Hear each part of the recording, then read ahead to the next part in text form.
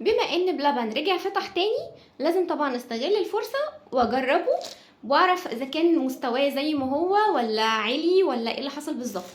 وفي نفس الوقت هو نزل المنتج الجديد ده اللي هو ليزي كات كيك، اللي هي الكيكه بتاعت احمد الزامل. طلعت ترند الفتره اللي فاتت وانا لسه ما جربتهاش، ناس كتير عملتها وجربتها وقالت عليها حلوه قوي.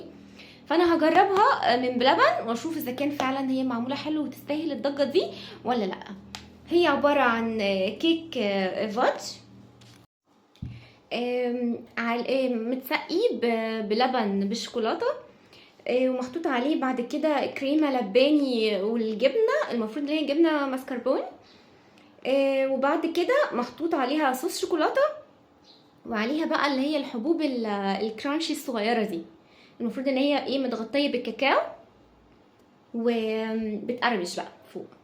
فتعالوا نجربها ونشوف هي فعلا حلوه وتستاهل الضجه دي ولا لا. يلا بسم الله.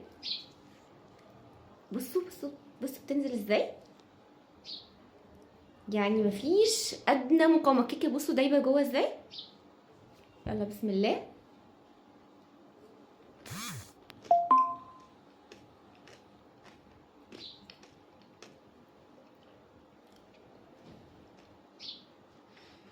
حلوه قوي يا جماعه على فكره، لا تستاهل. استنوا هاخد لقمه تانية.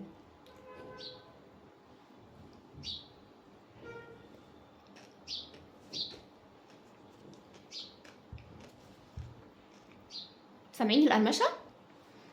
كيكه الفجر اللي جوه دي طعمها حلو قوي ودايبه جدا جدا. بصوا مفيش دايبه، يعني زي ما تكون فاتينها عاملينها فته. دايبه جدا. وفي صوص الكريمه اللي هنا ده جميل قوي برضو، حلو قوي. بس هو طعم الكريمه بصراحه ضعيف وسط الشوكولاته دي كلها. وفي صوص شوكولاته فوق، المفروض شوكولاته بلجيكيه برضو جودتها حلوه قوي. واللي على الوش ده بقى بيكسر كده كل الشوكولاته دي، هو شوكولاته برضو بس بيكسر حدتها بقى بالقرمشه، واللي بتحس ان انت بتقرمش حاجه كده لذيذه.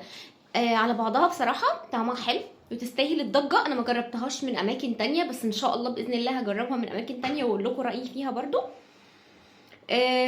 دي هي مش منزلين منها احجام. هو الحجم ده اللي جاي، وهو انا شايفه انها تكفي 2 مثلا.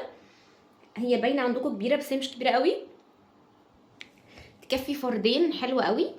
وعامله 140 جنيه. انا جايباها من على طلبات، بس مش عارفه هي ممكن تكون في المحل نفسه اقل او لا، بس هي عامله 140 جنيه.